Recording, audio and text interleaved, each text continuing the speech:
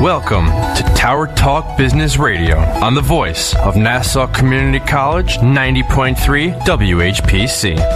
Tower Talk Business Radio brings you conversations with the top business minds on Long Island and around the nation, including expert consultants and small business owners who have found success, but are also willing to share their top tips, failures, and give gritty, matter-of-fact advice based on their first-hand experience. And now, let's get down to business with Tower Talk Business Radio, powered by the Nassau Community College Foundation.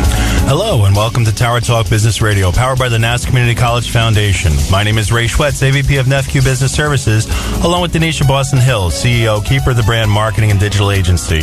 And we're focused on being the premier resource for business and entrepreneurship. Ray and I bring you weekly business advice, tips, tools, and services that help you grow your business. Plus, we interview the top business leaders in the industry. So, Ray, welcome back again. We're here for another week. Yay. The business week has gone by so fast. However, let's jump into Success Chat. You know, I hear business owners and entrepreneurs feel the pressure to succeed daily. And according to Arthur Ashe, success is a journey, not a destination. The doing is often more important than the outcome. Yeah, agreed. I mean, and it's funny because in business, a lot of my best clients begin as someone that I can't necessarily work with them on an item that they want me to work on right now. For example, I had somebody come to me once for a loan. It was a little outside of our area of what we could do, so I couldn't do it. But I pointed him in the right direction. I helped him. I stayed in touch. And P.S. over time, he became one of my most valued clients. Hey, that's not that they aren't all valued, but you know what I mean. Yeah, I agree. Definitely. It's all about the journey. Now, helping provide us with business empowerment today is our guest, BRIAN COHEN. He is Chief Talent Agent and Principal of Long Island Speakers Bureau. BRIAN, he's a recent graduate. I was going to say recent graduate. He's a graduate of Suffolk Community College and Oneonta. He combined his outgoing personality, presentation skills, and over 30 years of business experience, and found his strategy of success. In turn, a partnership was created with the Community Strategy Group to form the Long Island Speakers Bureau. BRIAN has been very active in the world of media by hosting Strategies of Success weekly radio programs since 2011. So good. Maybe you can help us out here and teach us a thing or two. He's co-hosted Comedy to Go, On Air, and Image Talk. Besides the radio programs, BRIAN is host of the TV show created by the Town of Brookhaven Business Advisory Council located in Suffolk County. BRIAN teaches individuals on communication skills and networking strategies, and personally, he's very supportive of the Crohn's and Colitis Foundation. BRIAN recently contributed a Best Anthology award-winning publication honored by the International Book Awards, Heart of a Toastmaster book. True stories by, for, and about the members, sanctioned by Toastmasters International. Wow. Very cool. You got quite the pedigree. Keep going, man. It sounds good. I like that recent graduate, too. Yeah, recent graduate. I gave you, 30 years of business, but you just graduated. I'm mentally a recent graduate. I'd be happy to explain that. Yes, you and I both. So, tell us a little bit about how you got started, a little bit about your background. Well, let's go with that mentally a recent graduate. So it was 1981 is when I, date-wise, graduated from there. But I have, in 35 years of business, I've gotten a chance to listen to a lot of presentations. A lot of them good, a lot of them not so good. So I had gotten promoted at one point to a sales manager role, and I fell into the not so good. So go back with the journey. But the not so good presentation. And realizing that role was there to motivate people to take a look at new ideas, to communicate with their clients on different things. So my ability to put someone to sleep 2 weeks in a row was probably not the goal, and it certainly was not the skill set that one would have. Yes. So that's when I wound up joining Toastmasters and pursuing the public speaking, and I really have grown to like it quite a bit. And gotcha. I feel like we're going to be graded now, DB. I know. Evaluate. The pressure, and don't say and and hum. Hey, we can count them. That's fine. Exactly. So, BRIAN, tell us a little bit about how you decided to merge in the Long Island Speakers Bureau. How did that come to fruition for you? Okay, well, I truly liked the public speaking side of things. So I was going out and I was giving a number of presentations, and it was on how to develop an elevator pitch, how to get your point across in 30 seconds, how to get comfortable being just in front of an audience, whether it's at a local 10-member or 20-member room group, or if you're a sponsoring event, we're in front of 100 or 200 people. How do you get comfortable doing that?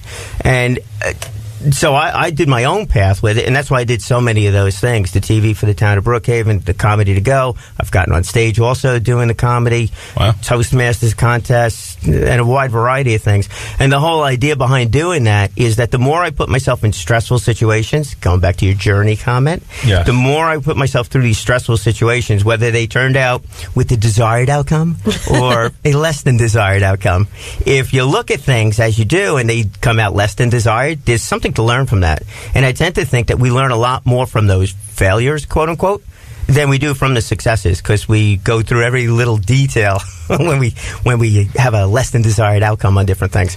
But with doing that, I also noticed that there was a need out there. I had a lot of people come to me. It's like, I wish I could speak. I wish I can get in front of a group. So it became a hobby, trying to work with everybody doing that. That's where the Toastmasters came in. And I, over the last couple of years, I decided, how can I really make a business out of this? Which has also been another journey, how to really get that done.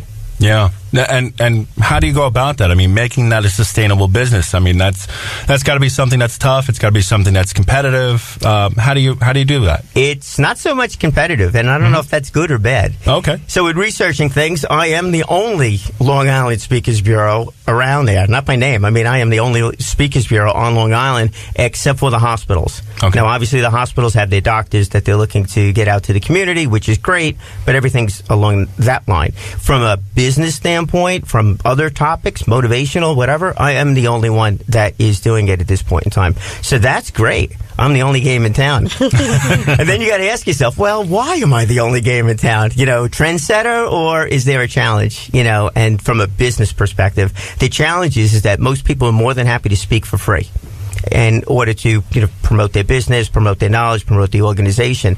So my idea originally was that I was going to take a percentage of everybody's speaking fees.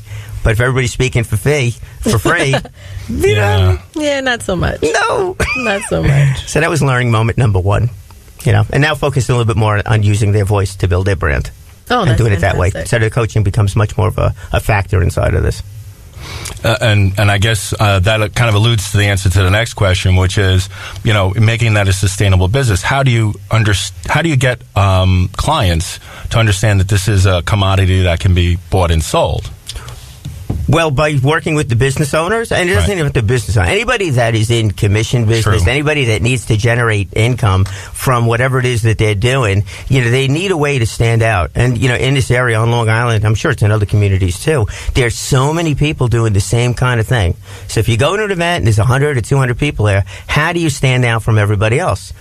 Right? And you get one of these things, pointing to the microphone, by the way. You get a microphone. Once you sit behind the microphone and you make a presentation or on stage, you're the expert.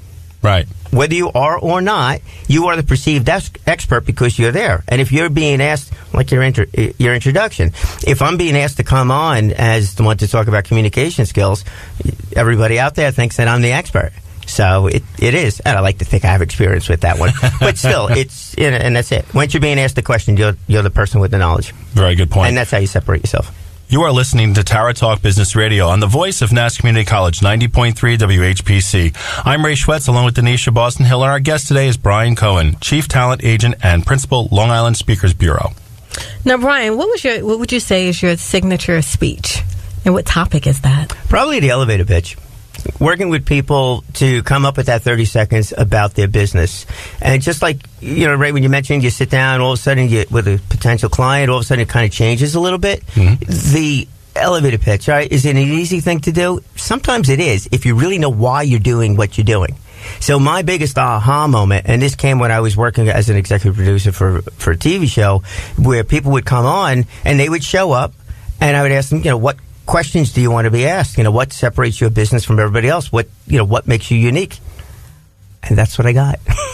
I got silence. I was like, that was really amazing. So the why are you doing what you do question really becomes more important than anything else, because you get a marketing plan comes from that, your 30-second, a 10-minute, whatever it is, all of it comes from that. If you're really clear on understanding why you're doing what you're doing, then the words should flow. And if they don't, we can help put that together. And that's key for a lot of business owners, because sometimes they have the great idea, the great creative, the product, but they don't know the why. Right. They don't know the sales pitch. So let's jump right into Brian, the TV host and the MC.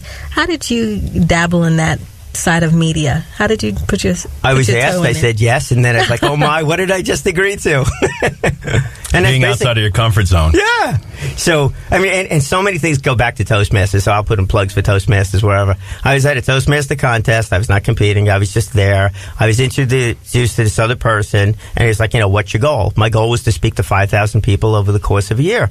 And I was like, and I'm really not too sure how we're going to do that. There's a law of attraction on this one.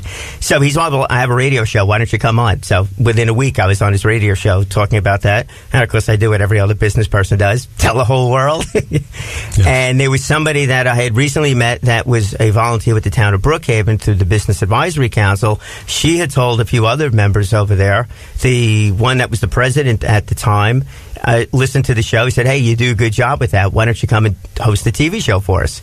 So I said, sure. Then I turned around to Donna Drake, who I was working with on her TV show. I was like, okay, now what do I do? How do I really do this? And it was great. We were doing a half-hour show. That was a real show, just like this. Right. It was a half hour, and we just went, and I was able to interview a number of different people. There was the town supervisor at the time was the biggest one. But it was great, to that. Now, what we're mostly doing is interviewing people at different events that we do. So it's a job fair and a business expo. So I go table to table interviewing people. Improv skills are big there. So we'll put in a plug for everybody. You want to improve your public speaking and your confidence? Take an improv comedy class. Okay. I've been trying to get to we should do that. Yeah, we should. That would be fun. Get our timing right. Yeah. It teaches you to listen and speak all at the same time and use anything around you as a way of creating a humorous, it doesn't have to be a funny situation, but a humorous situation. Because we all know, right? I mean, everything needs to be entertaining in some respect. You cannot go and give a 10-minute speech about how brilliant you are without boring people. Who says not? You would never do that. I know. When I talk about banking, people are so intrigued. It's amazing. No, I agree. You have to make it something relatable, and the way to do that is to entertain. Right. And it's sharing stories. It doesn't have to be funny. You don't have to be a comedian, but you have to put a smile on people's face. And also, when you do that, when you can use humor to get your point across, they'll remember that. They'll remember the story. They'll remember when they laughed. Yeah. Of course, unless the two of you speak, they'll remember every word. But for most people out there. Speaking of stories, so what was your most challenging situation? Let's tell a story to the audience about that. The most challenging situation could have been interviewing that supervisor at the time, because that was something that was new and different. Because I didn't know. I looked for guidance with him as to what questions he wanted to ask, and I never got anything. And then we just sat down in front of the mic. So I was like, really, what do you want me to talk about? What do you want me to ask you? He's like, whatever you want. So I was like, okay, there we go. So there's a guy with a title, and I was doing this for the first time, and I had my idea as to what to do, but I was looking for some validation as to whether or not those questions were good or not. So that was a challenge. I also spoke at a women's expo. So that was a 45-minute speech. I think I was the only guy, was one other guy giving a workshop during that, and it was like, okay, so how do you relate to that audience? Tough crowd. It was different. I'm sure they were wondering what I was going to be talking about, and so did I, but it was interesting to do. So that was the most unique audience for me to speak in front of. The most challenging probably was with one of the prior supervisors. Gotcha. And what would you say is your proudest accomplishment? My proudest accomplishment is actually going and doing different things. So we'll go with the comedy on that. It was about 150 people in the audience. I did 10 minutes, and sad to say, as I prepared my presentation all in advance, when I got up there, it just all went away. It just totally became improv. I walked up to the microphone. This is good, right? So I'm 5'3". Let's keep that in mind. So I walk up to the microphone that was set by the MC, who was something around 6 foot, if not a little bit taller. I put my book down behind me. I put my beverage down behind me on the stool. You're doing that. You got to have a beverage, right? You got to look the part. Then I turn around to the microphone, and the microphone is 6 foot high in the sky. I'm at 5'3", and I don't have a clue in the world how to lower this thing. But I made it through that, and I kind of forgot the routine, but did a successful 10 minutes in front of, it was a little 100, 125 people, on that one. Perfectly clean, by the way. No cursing. That's a Kevin Hart moment. You are listening to Tower Talk Business Radio. Our guest today is BRIAN Cohen, Chief Talent Agent and Principal for Long Island Speakers Bureau. My name is